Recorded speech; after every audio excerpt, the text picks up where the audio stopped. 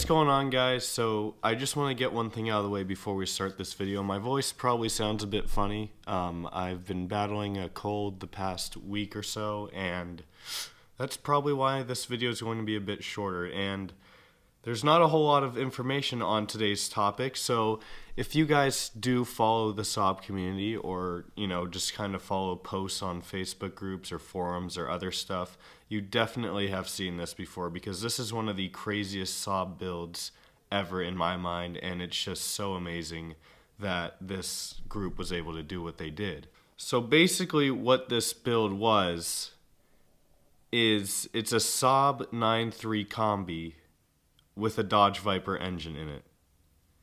And if you know what a Dodge Viper is, it has the biggest engine in a production car, I believe is what it is. It's an 8.4 liter V10 engine. So when you think about it, that's over 4 times the displacement of the engine that would have been in this car, which would have been a 2-liter turbo, or best case scenario, it would have been a 2.8 liter V6. So even then, it's still triple the size of what would have been in there. So the fact that they were able to re-engineer this, and they did a lot of custom work, as you'll see from some of these pictures, to get this to work. So without further ado, let's go ahead and get into this video, and I'll kind of tell you guys the story behind how this whole thing happened, and now just how it turned into this awesome machine. So this isn't a new build, because from all the information I found on it, it looks like it's from like 2011 or 2012, which is pretty cool, because I hadn't even heard about it until a little bit more recently, and I thought it was something that had just happened. Unfortunately, a lot of the details about how this was built and how they did all the work is on a forum that is in Swedish, which I obviously don't speak Swedish. So I'm basically just going to be using all the English information that I could find on it, which is kind of unfortunate because it's not as detailed, but it still gets the gist of what happened and how they did it. So why would they put a Viper engine in a Saab? So this whole thing happened in Sweden, and basically they had a Dodge Viper that was either in an accident or it had some pretty significant damage to it, and they realized, this is going to cost at least as much as the car is worth to repair. So why should we just repair it? Why not do something fun with it? So they decided, let's take the body of a Saab 9.3 SportCombi and kind of just merge the two together. So like I said earlier, the V10 engine in the Viper is at least 3 times the size of whatever engine would have been in the 9.3. So when you think about that, there's no possible way for them to fit that engine in that engine bay. So what they did, and as you can see from this picture here, is the engine, about half of the engine is in the engine bay, and the rest is kind of in the firewall area, and the whole transmission tunnel kind of takes up that entire center console area, and it's pretty funny how it all turned out. So this group's plan was originally to just use the Viper suspension, steering, drivetrain, and wiring, and that they would basically just use the body and interior of the Saab. So it would essentially be a Dodge Viper still, with a 9.3 Combi body on top of it. That's at least what I've understood from all the information I've read on it. So you think, well, how is something like this even possible? Because the Saab is also going to be a front-wheel drive car. The Dodge Viper is obviously rear-wheel drive. So even more complications would come, because that Saab is not going to have the space under its body to really fit all the components that you would need for a rear-wheel drive car. So there's just so much custom work and so many reasons not to do it, but the fact that they still did it, it's just so amazing. Of course, it's also got way fatter tires on it, so they had to flare the fenders, as you can see from these final pictures. And I also think possibly the most impressive thing about this build is that they did the entire thing in only 6 weeks. So these Swedes clearly knew what they were doing. It's so fascinating to me how someone can do that, and just all the custom work involved. And I'm kind of curious, and I want to ask you guys this.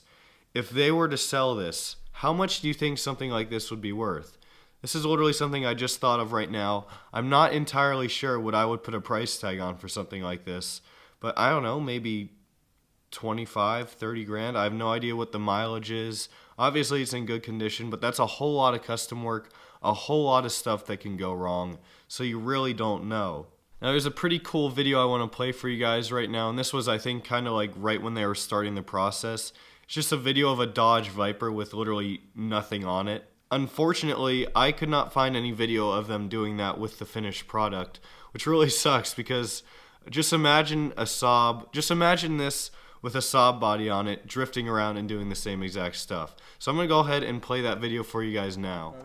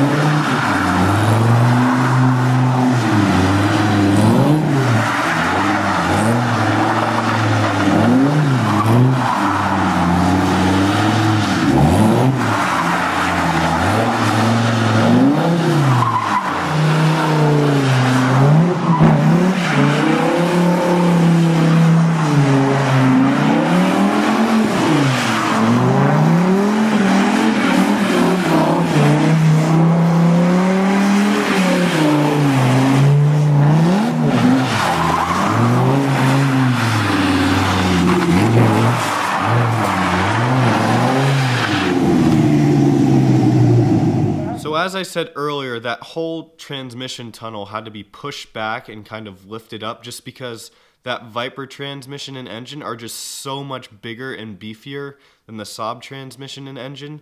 So I think there's a couple pictures on here where you can just see all the custom work and how much higher that transmission sits and how much just the sheer amount of room it takes up when you compare it to the Viper or when you compare it to the stock Saab engine and transmission. And I think that this car epitomizes a sleeper because if you look on the outside of the minor fender flares, which I still think look very sleeper-like, and the big wheels, the big brakes, which of course they need Viper brakes on something like that. You can't have standard Saab brakes with that.